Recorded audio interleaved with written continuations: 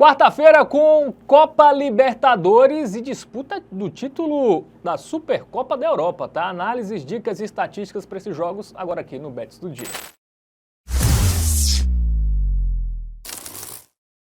Salve, salve galera, tudo bem com vocês? Bets do Dia na edição de quarta, início aí oficial da temporada europeia, né, com a Supercopa e o Flamengo na Libertadores, duelo brasileiro, né, contra o Inter e também um duelo paraguaio contra argentinos, Matheus Montenegro. Pois bem? É, tudo bem, Fábio Mano, e você? Tudo ótimo. É, quarta-feirazinha, curioso, né, porque a terça-feira tá muito mais movimentada que a quarta, né? Essa quarta-feira aí a gente só tem Liberta, Sula. A Liga Europa tá bem xoxinha, né? Parece ali. E a Liga só na quinta, inclusive, a Liga Europa, os jogos. Mas tem agora. E os jogos da Liga dos Campeões foram basicamente todos na terça, né? Então. Perfeito. É isto. Vamos só com 3 joguinhos aqui, né? Nosso mínimo aqui pra gente fazer o programa. Com os principais, começando com PSG e Tottenham, né? Vamos. Joguinho interessante. É isso. Quarta, 4 da tarde, lá no Blue Energy Stadium, que é o estádio da Udinese. Pois é, lá na cidade de Udine, você sabia? Sim, sim. Lá na Itália. Pois é, nós temos aí um confronto de duas equipes que eram piadas, né? Por não conquistar títulos internacionais, né? O PSG venceu sua primeira Champions League, o Tottenham venceu sua primeira Europa League e seu primeiro título, né? Você brincava muito, Fábio Hermano, com o Tottenham. Com o Tottenham, né? Só foi o Harry Kane sair, né? Aquela família. E o Harry Kane também conseguiu ganhar o título. Parece que era uma... Não tava rolando ali aquela união ali de Harry Kane e Tottenham. Bom, vamos que vamos analisar esse confronto muito capcioso, início de temporada. É o primeiro jogo oficial do Tottenham desde a última rodada da Premier League, tá? Vamos lá pro nosso aplicativo do Game Arena para ilustrar melhor o contexto aqui das equipes. Inclusive tem um QR Code aqui para você apontar a câmera do seu celular e baixar o app do Game Arena de forma gratuita, tá? Para você ter acesso aí à estatística, informação, tempo real dos jogos, notificação ali das partidas, tudo aqui, ó, na palma da sua mão. Bom, vamos dar aquela grande relativizada, né? Vamos começar aí pelo PSG, que a última partida oficial foi aquele jogo que chocou a todos, né? A final da Copa do Mundo de Clubes, que o PSG tomou 3-0 do Chelsea. Antes disso, o time era avassalador, passando por cima de todo mundo, só o Botafogo tinha conseguido parar o PSG, né? E aí, simplesmente, o time vai lá e toma um 3-0 do Chelsea, velho. Depois de meter 4-0 no Real Madrid, 2-0 no Bayern de Munique, 5-0 na Inter Milão na final, toma esse 3-0 de forma bizarra na final. É surpreendente esse 3-0 aí.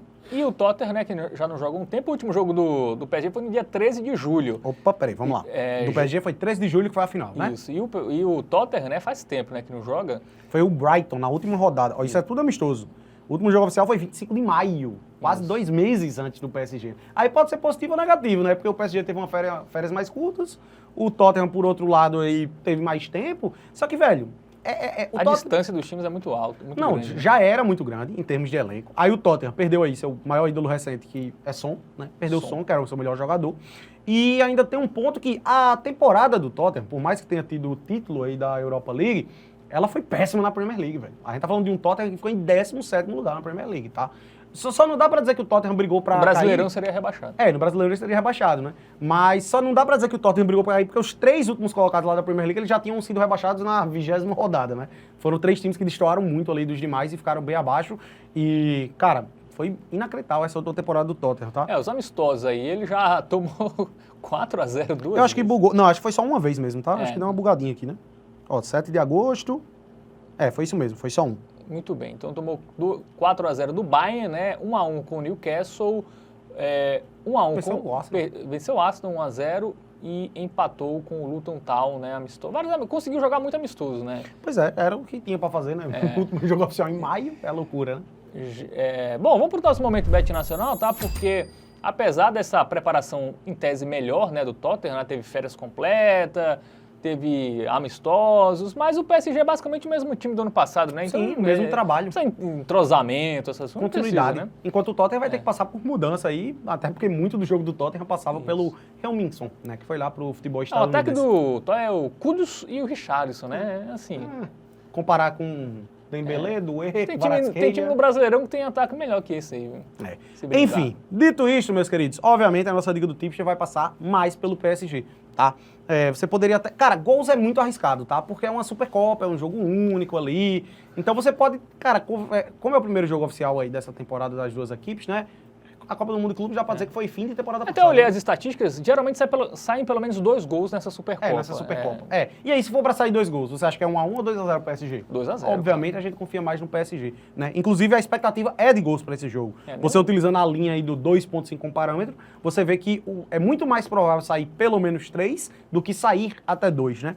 Então, cara, a nossa dica do Tipster aqui inclusive, já vou deixar aqui a recomendação, tá? Quem quiser esperar a vitória do PSG para crescer um pouquinho mais a odd, eu deixo a recomendação sabendo que você vai se expor ao risco do PSG marcar 1-0 aí com 10 minutos de jogo, o que eu acho ser bem provável, tá? Se o PSG estiver nos seus dias padrão ali, ele consegue fazer um gol rapidamente, como foi ali contra o Real Madrid, por exemplo, na semifinal da Copa do Mundo de Clubes, né? E até por isso a nossa dica pré vai ter que ser algo um pouco mais arriscado, que é a vitória do PSG e mais de 1.5 gols no jogo. Lembrando que aqui o PSG ele não precisa vencer por 2 gols de diferença, tá? Isso. Ele tem que marcar 2 gols no jogo e vencer. Vulgo, um 2-1 é green. Coisa lá que no handicap europeu -1 ou no handicap asiático -1.5 daria red. Aqui é green se o PSG vence por 2-1. Por isso, nossa dica do Tipster é essa aí.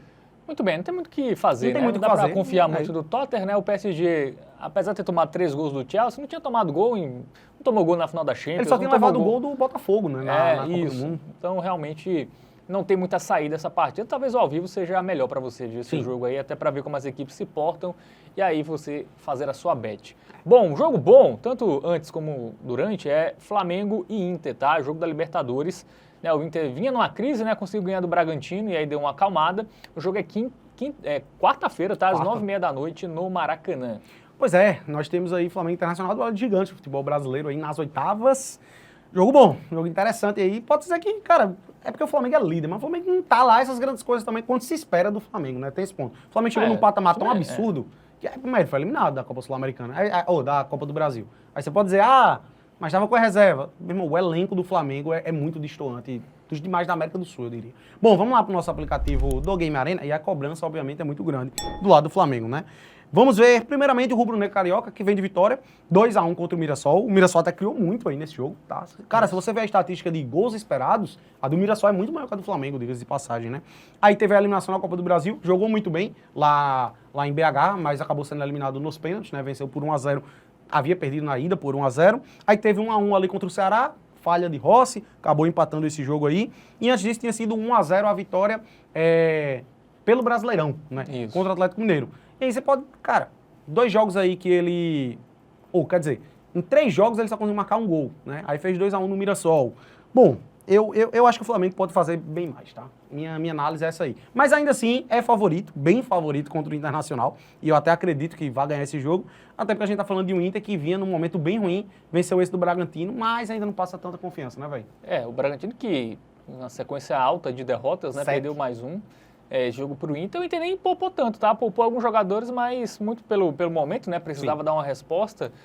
Pode jogar até um pouco mais desgastado. Tudo bem que o Flamengo também foi com força máxima, né? Uhum. Ninguém, diferentemente de outras equipes sul-americanas, né? Que largam a competição nacional para focar na Sul-Americana ou Libertadores, os brasileiros não. Os brasileiros estão poupando cada vez menos, né? Estão, de fato, ali dando prioridade ali também para o Campeonato Brasileiro, né? O Inter que uma vitória em 5 jogos, né?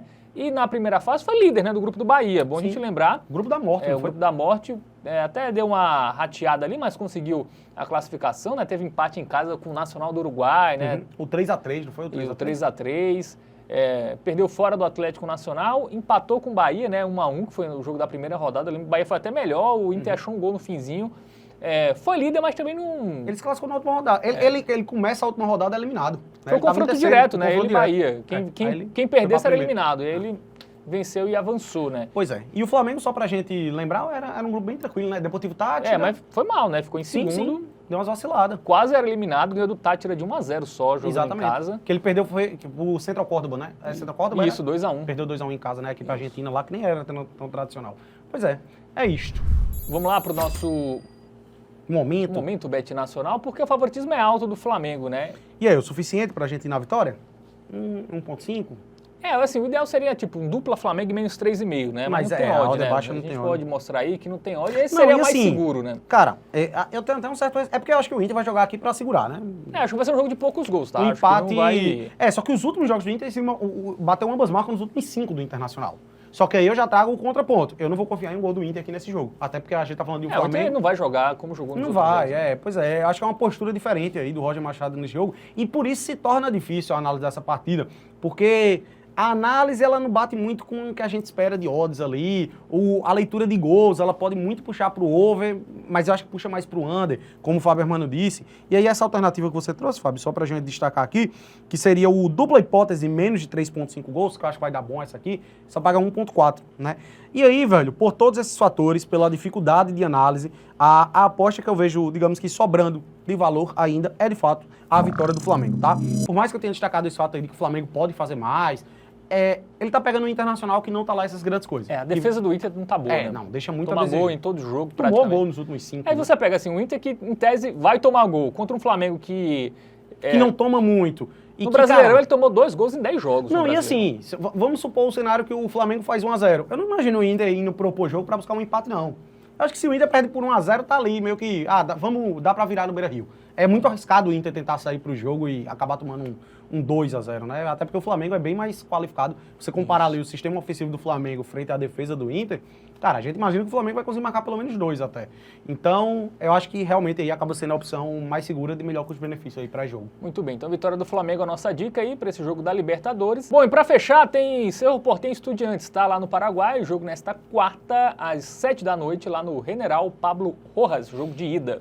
Mais um joguinho difícil aí de prever o resultado final, tá? Vamos lá pro nosso aplicativo do Game Arena, vamos ilustrar? Tem que ser uma análise muito capciosa, né? Até porque a gente tá falando Campeonato Paraguai contra o Campeonato Argentino. O próprio Campeonato Argentino, por mais que tenha boas equipes tradicionais e tudo mais, até muito pelo regulamento dele, é um pouco difícil a gente utilizar os jogos do Campeonato Argentino como parâmetro, né?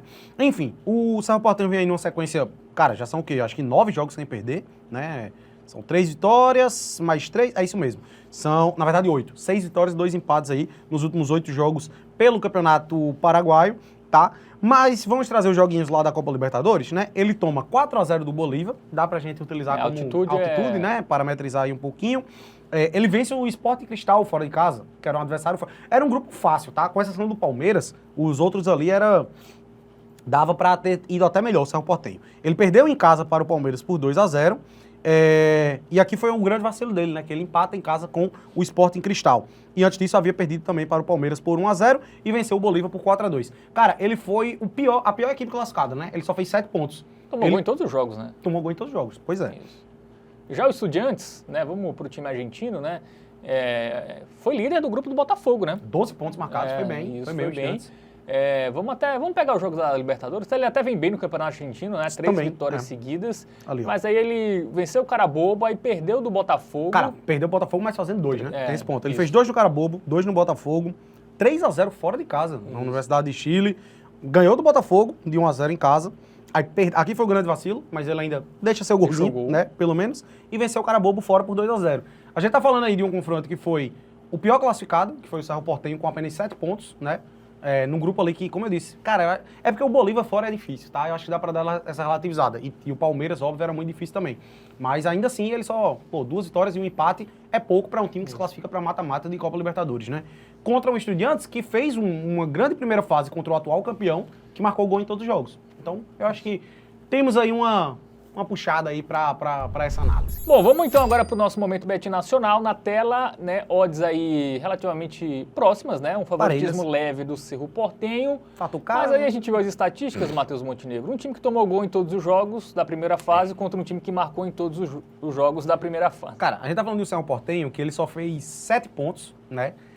Ele perdeu 3 jogos e ainda conseguiu avançar. E sem vencer os outros 3, né? Tomou 2 gols em casa do Sporting Cristal. Contra um Estudiantes que foi líder do seu grupo, um grupo mais difícil ali até, talvez, né? Colocaria à frente do Botafogo, atual campeão. E, cara, eu gosto muito aqui do golzinho do Estudiantes, tá? Não é um primor de odd. Quem quiser esperar o ao vivo aí, né? Você corre o risco do Estudiantes fazer um gol cedo e acabar já indo pro saco a aposta. Mas se com 10 minutinhos ali o Estudiantes não fizer um gol, né? E você vê que o Estudiantes tá conseguindo ofender ali já o Cerro Porteño, aí você pega uma odd mais alta. Mas, cara, eu já vejo valor para jogo mesmo sendo uma odd baixa, porque eu acho que essa odd ela deveria estar mais baixa, tá? A gente tá falando de o Cerro Porteño, que foi o pior dos classificados, que que tomou gol em todos os jogos, contra o Estudiantes, que fez uma primeira fase muito boa, que tá bem no Campeonato Argentino, que tem mais time do que o Cerro Porteño e que marcou gol em todos os jogos da Copa Libertadores. Então, sem dúvidas nenhuma, essa aqui é a nossa hot bet desta quarta-feira. Vamos com o stake dobrado aí no gol do Estudiantes. Muito bem, então golzinho do Estudiantes é a nossa principal dica para esta quarta-feira. E você que tá aí, deixa o like, tá? Se inscreve no canal, ativa o sininho e comenta para você qual é a melhor tip aí para esta quarta-feira de futebol na Europa e também aqui na América do Sul. É isso, valeu Matheus Montenegro, valeu galera, sempre lembrando, aposta em entretenimento não é investimento, tá? Jogue sempre com responsabilidade. Tamo junto e até a próxima. Valeu.